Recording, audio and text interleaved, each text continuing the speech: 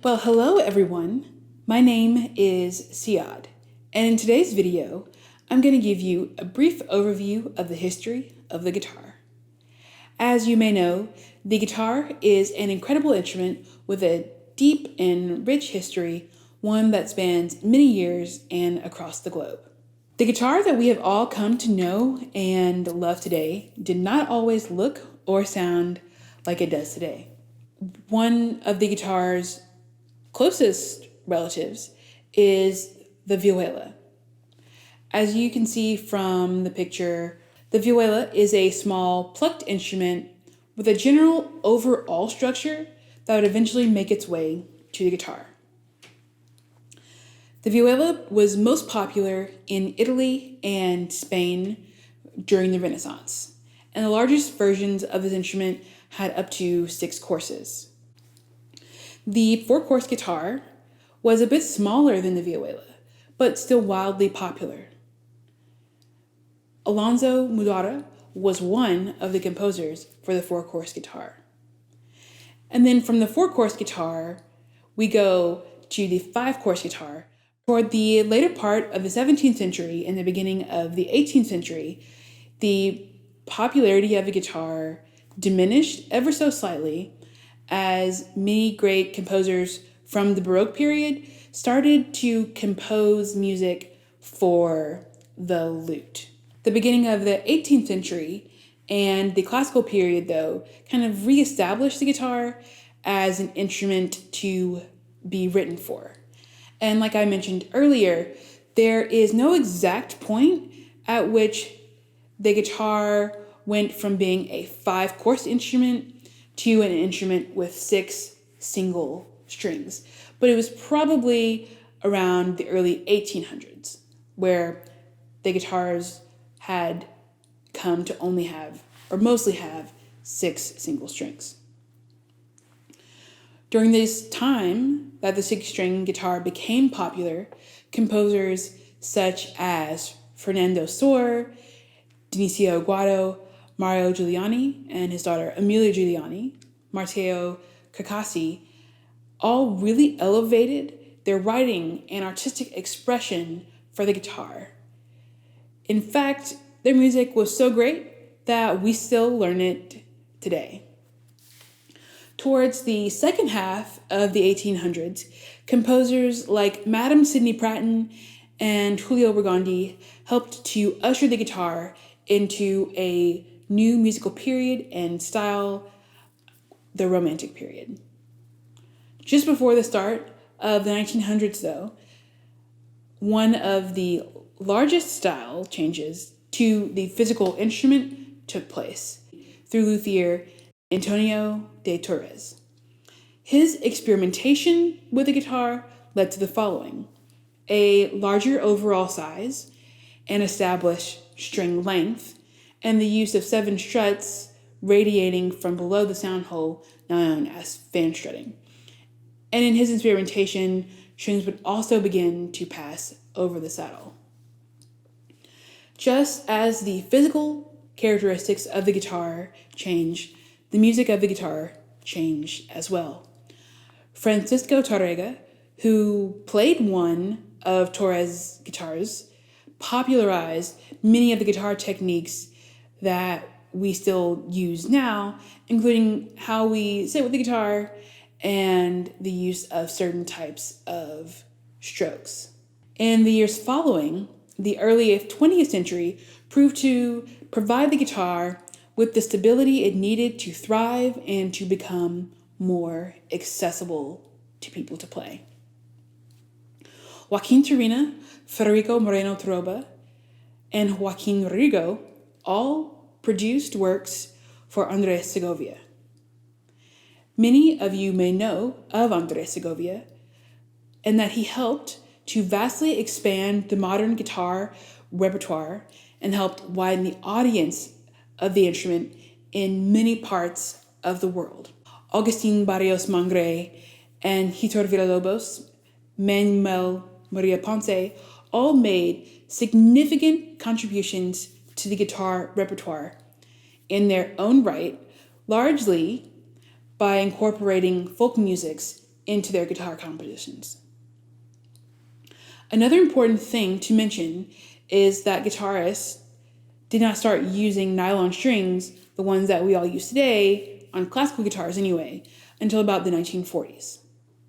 Performers and composers such as the late great Julian Bream, Ida Presti, Maria Luisa Nido, and Louise Walker, among others, held storied careers in the mid to late 20th century.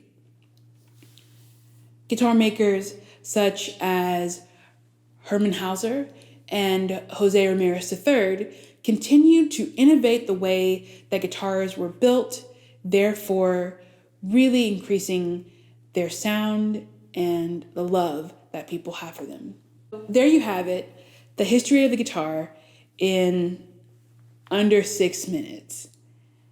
There's so much more to the history of this instrument that I did not get to mention. So please continue your research further, and we'll see you next time.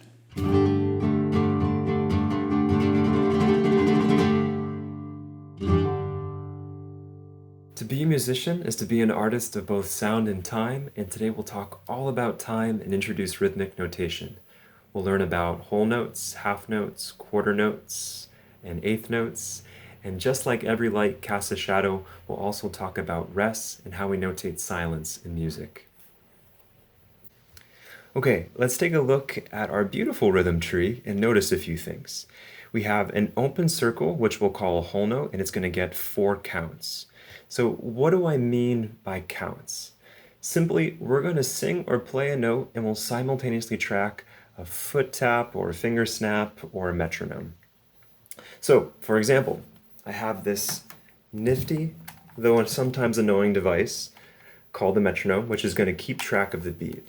So I'm going to play on a click and wait for 3 additional clicks, and together I have 4 counts, so a whole note. So I have 1, 2, 3, 4. 1, 2, 3, 4. 1, 2, 3, 4. Now, if we look further down the rhythm tree, I have a half note, which is an open circle that has a stem. The subtle difference tells me that this note gets 2 counts. So 1, 2, 1, 2, 1, 2, 1, 2. So half of 4 is 2, so there's a lot of logic guiding us with the names of these symbols. Now I have a quarter note. A quarter of 4 is 1, I should say. So this filled in circle with a stem indicates 1 count.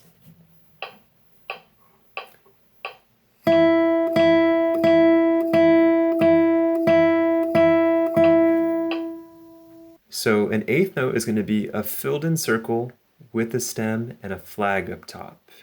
We musicians like to count eighth notes with a number followed by an and. So 1 and 2 and 3 and 4 and. We refer to the number as the downbeat and the and as the upbeat. 1 and 2 and 3 and 4 and. We'll explore this concept some more when we talk about time signatures in our next lesson. But for now, just realize that we are fitting 2 evenly spaced notes into 1 click or into 1 quarter note. And bonus if you can remember to count the second one as an and. Let's try this out. Take a moment to notice a few things here. We start off with 4 pairs of eighth notes. So we're going to count that as 1 and 2 and 3 and 4 and. And now we have 4 quarter notes. So what I'd like you to do is count eighth notes with your voice and clap the quarter notes. So your claps will only fall on a number like this. 1 and 2 and 3 and 4 and. And now we have half notes. So they'll each get 2 counts. But what I'd like you to do is count to 4 here. So the first half note is going to take up 1 and 2. And the second half note is going to take 3 and 4. Like I said, we'll talk more about this next lesson, but for now, just count 1 and 2 and 3 and 4 and. And then finally, we have our whole note, so we'll clap on 1 and count 1 and 2 and 3 and 4 and. Okay, so now's the moment of truth. The beautiful thing here about counting eighth notes is we're less likely to rush. So that's why I kind of built up our exercise like this. So anyway, I'm going to count 1 and 2 and 3 and 4 and then we'll start. So join me with your voice and your hands. Ready? 1 and 2 and ready and go, and 1 and 2 and 3 and 4 and 1 and 2 and 3 and 4 and 1 and 2 and 3 and 4 and 1 and 2 and 3 and 4 and. Okay, so now we're going to make our rhythms even more interesting by incorporating rests or silence in our music, and yes, there's a tree for that as well. So again, we start with a whole rest, which is 4 counts of silence, and we can remember this symbol because it looks like our stick figure was a little inattentive and is about to fall in a hole. Next, we have our half rest, which will get 2 counts of silence, and half and hat sound awfully similar, don't you think? Now we have our quarter rest, which gives us 1 count of silence. It sort of looks like you were writing a 3 and you sneezed halfway. And now we have our eighth rest, which gets just half a beat of silence. We can sort of see that flag up top, which reminds us of our eighth note, which also had a flag. Remember, we count eighth notes with a number followed by an and. 1 and 2 and 3 and 4 and an eighth rest would take up either the number or the and. So I'm going to put a rest on all the numbers for a second. I have 1 and 2 and 3 and 4 and. Okay, let's try this one out. I'll count you in. 1 and 2 and 3 and 4 and.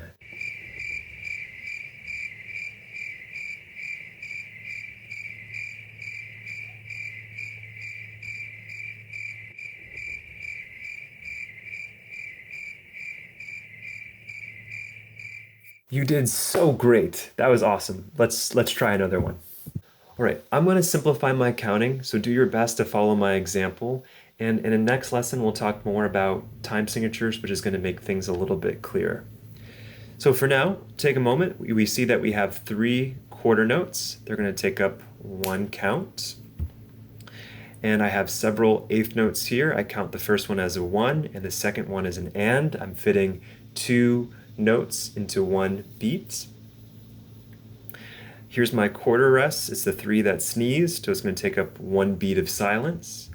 Now I have my half rest here, so it's going to take up 2 beats of silence. And then lastly, we're going to count 1 and we play or we clap a note on the and of the beat. So it's going to be a rest on the number and an and. So I think 1 and 1 and 1 and. And then lastly, we close out with a whole note. So we're going to clap on 1, and it's going to take up the rest of those numbers there. Okay, I'll demonstrate once. I'll count us in. Do your best to follow along. Ready? 1 and 2 and ready and go. And 1 and 1 and 1 and 1 and 1 and 1 and 1 and 2 and 1 and 1 and 1 and 1 and 1 and 2 and 3 and 4 and. That one was a little bit tricky.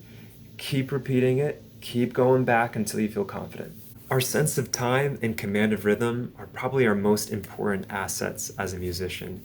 So make sure you feel really confident with whole notes, half notes, quarter notes, eighth notes, and their respective rests. As you start reading music, you're going to find them everywhere. Hope you found this video helpful, and I'll see you soon.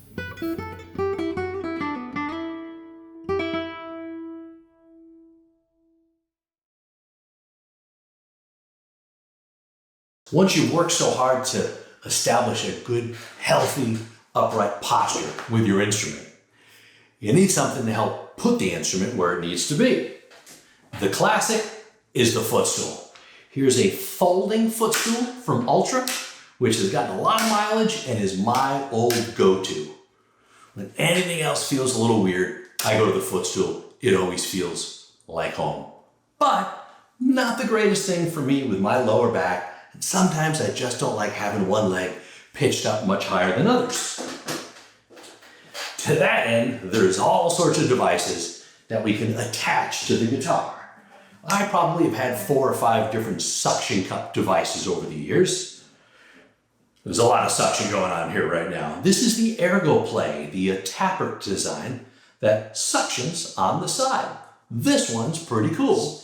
So of late, what I've really fallen in love with is the guitar lift. These are all purchased accessories, by the way. This isn't an ad. So the guitar lift is a plexiglass design, suction cups on the back of the instrument, contoured for my leg, very discreet, very stable. Look, ma, no hands. You gotta keep your guitars full of moisture. The reality of it is that they're wood, they can dry out, they shrink, they'll crack, they will not play optimal. You want to keep your guitars humidified.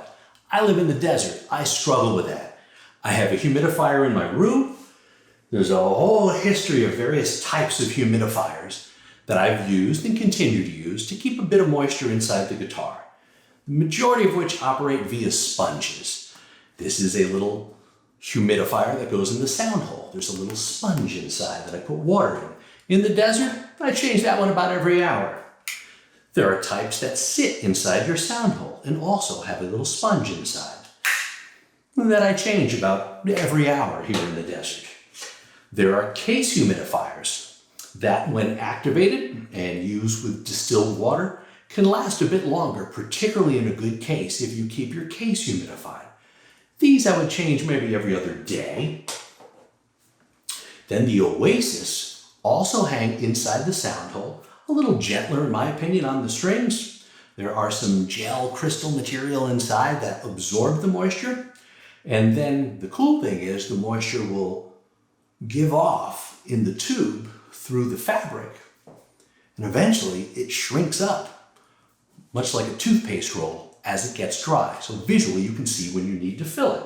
That'll sometimes go a couple of days. But as of late, the ones that I appreciate the most live inside the cases. And I keep most of my guitars inside their cases. I have a few out now, and I have them in a humidified room.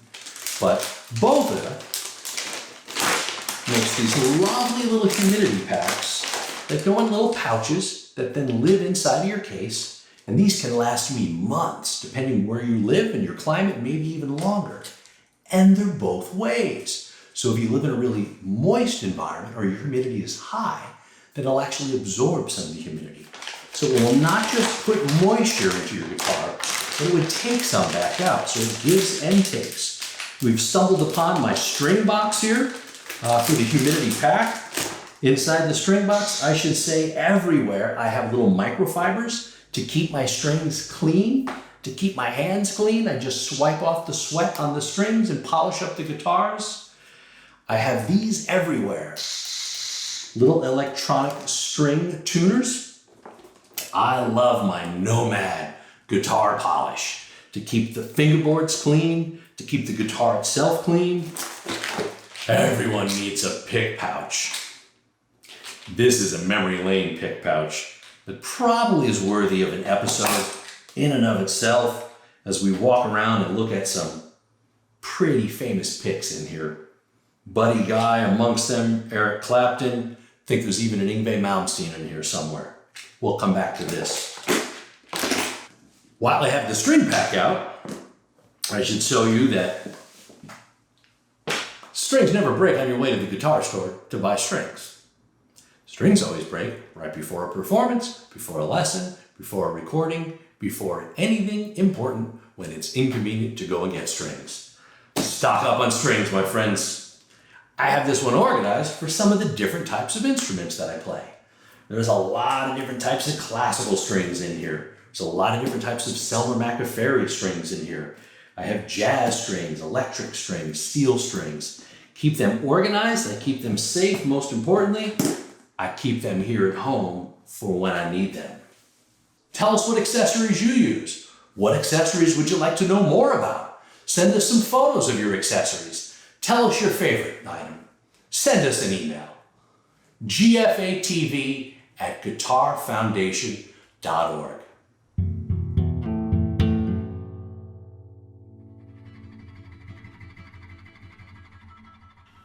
So today I'll be talking to you a little bit about free stroke. I'll be walking you through how I personally visualize the stroke, what kind of exercises are useful in improving your stroke, and finally, when to apply the stroke. So I like to visualize the stroke as if your fingers are touching the base of your palm when you're playing, right here. So obviously, you probably won't be able to do this when you're moving into like faster pieces and faster passages. It's just a really useful visualization because you're able to get a really full, rich, and warm tone by playing like this. It's also imperative that you play, instead of from this knuckle, you have to play from your big knuckle.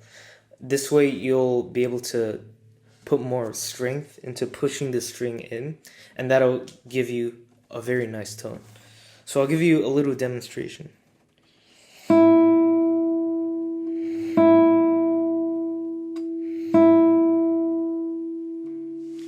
It's a really good thing to do when you're warming up, and in general, it's going to be really helpful when you visualize the stroke. So I think it's really good to keep in mind this visualization at all times. When you're playing free stroke, it's very common that your free stroke tone won't be as good as your rest stroke tone because you'll be able to push down more with rest stroke, and with free stroke, you can't do it as well. It's more useful in playing fast passages, but for tone, not as good as rest stroke. But I think we can make it as close to rest stroke tone as possible, and that's through this exercise. It's where, so you just put your forefinger down on the B string, on the A note, and then play each of your fingers rest stroke.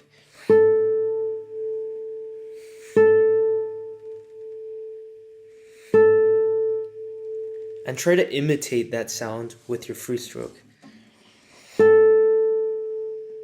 And if you don't get it the first time, then keep repeating until you do.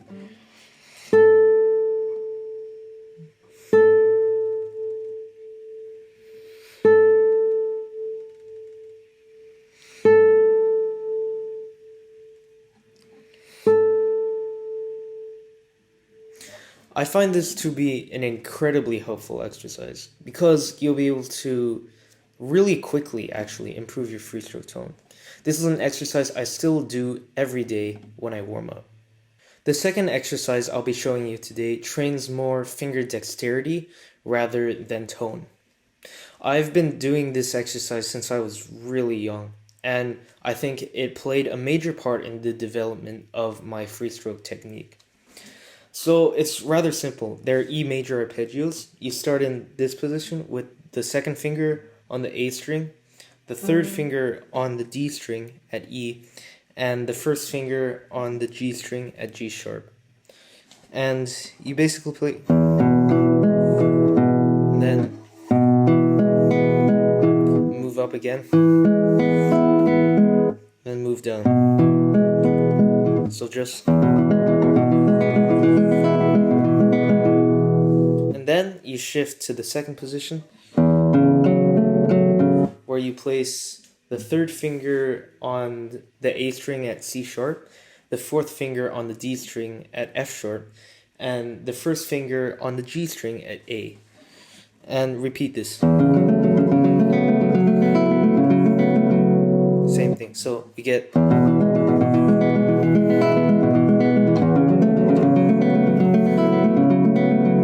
the third position is just shift. And then the fourth position is the same position as the first one, on with your second finger and third finger on the 7th fret. And then just shift this up again. Then shift down and just repeat. So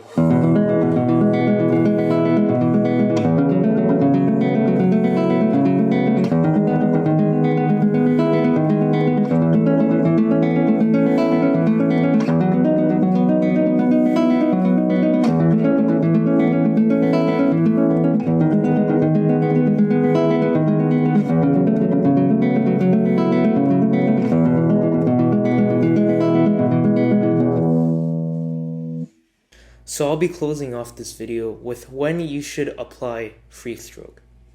So the decision between whether you want to apply free stroke or rest stroke relies on your technical proficiencies as well as your musical preferences.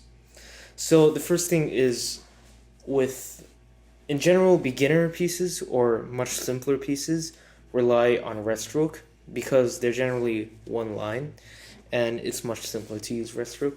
However, oftentimes it's when you get to more advanced pieces, it's really hard to use rest stroke. For example, Ponce's fourth movement of his Sonata Romantica has a really difficult arpeggio section that it's basically impossible to use rest stroke in.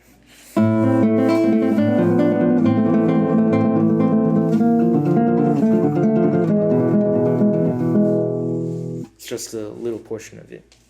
You also need to take into account your musical preferences. For example, if you're playing Bach, you might want to stick with free stroke, in my personal opinion, because I think that way it's able to convey a lot of the voices more evenly.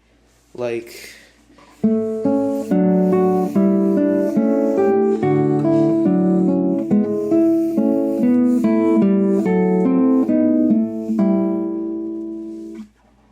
so thanks so much for watching today. It's been a real pleasure to talk to you a little bit about free stroke, and I hope to see you all in the future. Thank you.